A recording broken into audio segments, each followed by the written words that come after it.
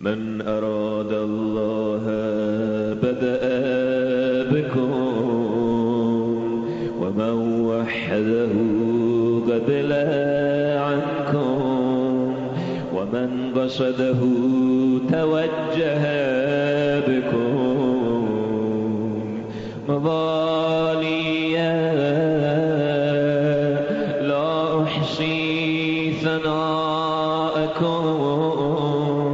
ولا أبلغ من المدح كنهكم ومن الوصف قدركم